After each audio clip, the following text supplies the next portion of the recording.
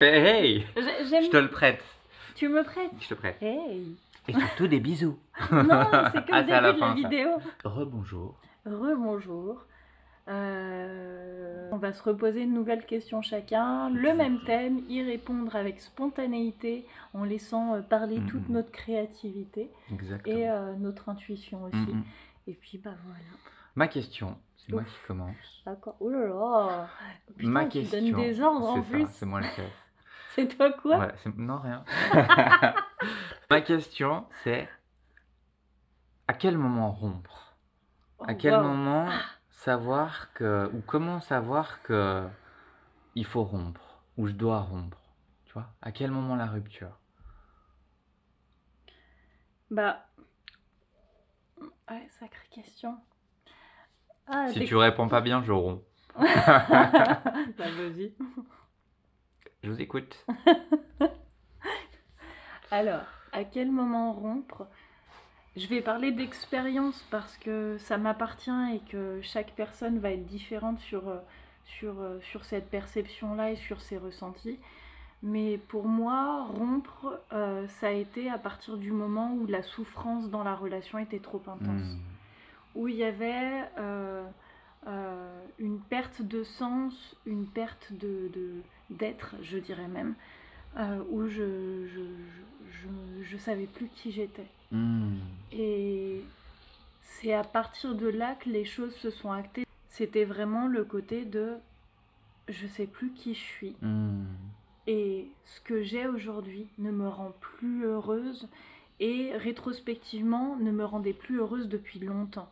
Et en fait, souvent rompre, c'est pas du jour au lendemain tu dis allez c'est terminé, j'arrête, ça m'a saoulée. C'est, en tout cas à mes yeux, ça demande, ça prend un temps. C'est pas quelque chose qui se fait facilement, c'est quelque chose auquel tu vas beaucoup réfléchir. Tu vas te remettre énormément en question parce que te dire oui, mais est-ce que c'est pas un caprice que je fais? Est-ce que c'est dans ma tête? Ça se trouve c'est juste dans ma tête. J'ai tout pour être heureuse parce que ça a été le cas. J'ai tout pour être heureuse. J'ai le chéri, j'ai le logement, j'ai peut-être un projet de bébé, des choses comme ça. J'ai une sécurité matérielle. Et je pense que ça, la sécurité matérielle, la sécurité qu'il y a autour de la relation, a un impact. J'ai une belle famille géniale. C'est si je quitte cette personne, je quitte tout ça aussi. Et finalement, il y a souvent beaucoup de remises en question, de questionnements, de retour en arrière, de non mais ça va passer, non mais ça va aller, c'est dans ta tête, c'est une mauvaise période, t'inquiète, ça va bouger. Et en fait, bah arrive un moment où c'est ça tous les jours. Et tu peux pas faire comme si tout allait bien, parce que le faire comme si ne fonctionne plus. A posteriori, est-ce que tu as l'impression, tu vois, quand tu parles de la sécurité, des choses comme ça, que ça t'a empêché de rompre au bon moment? Est-ce que c'est des choses qui t'ont dû justement, ouais, qui sont venues peser dans une balance alors que tu savais quelque part que tu devais rompre? Je pense que je le savais depuis longtemps. Ouais. Oui, ça a pu peser dans la balance pour faire durer cette souffrance intérieure. Pour autant, je dirais que j'ai rompu au bon moment et que c'était pas ni trop tôt ni trop tard, c'était exactement le moment qu'il fallait. C'était mon trop plein à moi. Ouais, t'as Et exactement. Et en fait, c'est là, c'est cette notion d'aller quand ta limite est atteinte. Et je sais qu'il y a beaucoup de personnes qui, on le voit pour plein de décisions qu'on va prendre, qui ont besoin d'aller plus loin parce qu'ils se sont pas pris le mur dans la figure. Et tant qu'ils se sont pas pris le mur dans la figure, ils vont continuer à foncer jusqu'au moment où c'est propre vraiment à chacun, parce que chacun a sa définition de la limite et que chacun a son degré de limite, jusqu'au moment où ça te fait, où vraiment il y a une réaction du corps et quelque chose à l'intérieur qui te dit c'est bon, en fait là je peux plus revenir en arrière, je peux plus faire comme si. Hasta la vista, bye bye.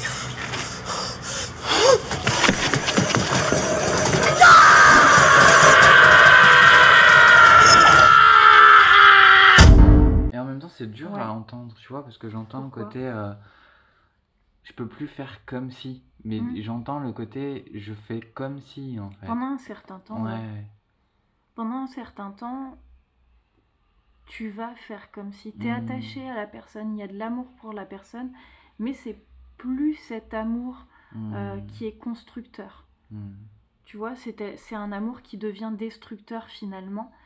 Et en fait, dans ce moment-là, pendant cette période qui peut durer parfois 2, 3 semaines, 2 mois, 3 mois, parfois... Il y a des gens, c'est toute une vie. Hein. Toute une vie, parfois 3 ans, 4 ans, 2 ans, peu importe. Ça dépend de chaque personne et de chaque relation. Mais ce temps-là, bah oui, la réalité que tu fais comme si, et tu le sais au fond de toi. Tu sais au fond de toi que ça te convient plus, que tu es en souffrance dans la relation, et tu vas te raccrocher à des petites choses pour te dire non mais là ça a été génial, non mais là c'est super, non mais machin, et finalement en fait tu le sais au fond de toi, ton corps te l'exprime, et je pense que tu le sais même très tôt dans la relation. Tu le sais très rapidement dans la relation que, ça le fera pas. Ça sera une autre question. Ça le fera pas. Voilà. Donc oui, pour moi, il y a vraiment un laps de temps où tu fais comme si. Parce que inconsciemment, tu as envie de te faire croire que ça peut continuer. Que c'est dans ta tête, que c'est toi, que tu as un problème, que machin. Tu as envie de te faire croire que c'est possible encore. Et que c'est une passade. Mais en fait, non. Cool, ça appelle plein de questions. Et si vous en avez, n'hésitez pas. Oui, n'hésitez pas. Ça appelle plein de questions. Exactement. Voilà. À moi? À toi. Allez. Alors, question. Quelle serait ma question? Comment je fais pour être aussi beau? Tu sais ce que je dirais? C'est parce Google. que t'es amoureux. C'est ça. Google. Privé de joke. Attention, j'ai une question et je vais la dire avant de l'oublier. Quel impact a sur nous l'amour de nos parents dans la construction de nos relations en grandissant et notre vision de l'amour? Ok, cool. Vous êtes prêts? C'est parti. En fait, imaginez qu'un enfant, en fait, c'est une page vierge. Il n'a aucune notion de rien, il a aucun référentiel, il est dans un monde global. Et quelque part, pour sa sécurité, il va imiter ceux qui savent déjà, en fait. Donc quelque part, la façon dont on va lui apporter de l'amour, et ça s'appelle la théorie des attachements, ça ce sera développé, parce que là en 3 minutes on ne pourra pas le développer, mais la façon dont il va recevoir l'amour, il va établir ce référentiel d'identité et d'imitation, en fait. Et comme je vous l'ai dit dans une précédente vidéo, l'ego il aime bien répéter les solutions qu'il a déjà trouvées. Jour, nuit, jour, nuit, jour, nuit. Donc par imitation de ce qu'il a vécu ou même de ce qu'il a vu entre ses parents, il va identifier ça comme c'est la normalité. Et quelque part, on va reproduire cette normalité, cette expérience qu'on a déjà, parce que notre ego, il aime bien reproduire la même chose. Donc si on a eu un parent anxieux, on va reproduire cette anxiété. Si on a eu un parent évitant, ça c'est des termes justement de théorie d'attachement, on va reproduire ça, on va presque reproduire le couple qu'on a vu à travers celui de nos parents. Parce que c'est une expérience qu'on a vécue, il y a eu une solution, et donc quelque part on la reproduit. Le cerveau, il fonctionne vraiment à l'économie, il aime bien reproduire des choses qu'il sait déjà, donc il va reproduire la même chose. C'est ce qui fait aussi le transgénérationnel, c'est les traumas de mes parents se reproduisent chez moi, parce que quelque part ils ont imité leurs grands-parents, et moi je vais les imiter. Donc quelque part c'est cette imitation et ce sens du cerveau à l'économie qui fait du mental, quand je dis cerveau, je parle du mental, qui va reproduire ces schémas-là. Et quelque part, on va chercher la vie, plutôt que la vie en nous reproduisant ces épreuves, cherche à nous faire trouver une autre solution. Mais ça veut dire dépasser le mental, dépasser ça ou faire autre chose, quoi. Donc bien sûr que les expériences qu'on a vécues à travers notre enfance nous blessent, peut-être à l'image des blessures de nos parents, et on va reproduire les mêmes choses quelque part. Voilà, j'ai fait une réponse très courte qui mériterait énormément de développement, mais qui mériterait une vidéo entière sur les attachements. Oui. Voilà. Je sais pas faire court, je crois. On est obligé de rester succinct en fait. Et je pense que c'est ça qui est frustrant. Et c'est hyper frustrant en fait parce qu'il y aurait tellement, mais tellement de choses à partager, à expliquer, à dire. C'est ça. Je pense qu'on a tellement envie de vous offrir. Mais voilà, quelque part, si vous voulez qu'on soit pertinent, posez vos questions. On sera ravis de vous offrir nos réponses. Qui reste encore notre perception des choses. N'hésitez pas à remettre en question, à vous faire vos propres avis et à les partager avec nous.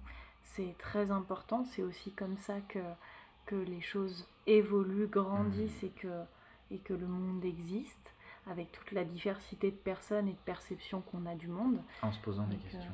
Exactement. En remettant en question. Comme ça. Exactement, toujours remettre en question. Alors surtout, prenez soin de vous. Et des bisous. Des bisous. Hey! Hello! Oh, on dirait... Pourquoi? Hello! Bonjour! Pourquoi je dis... Ah! On va y arriver.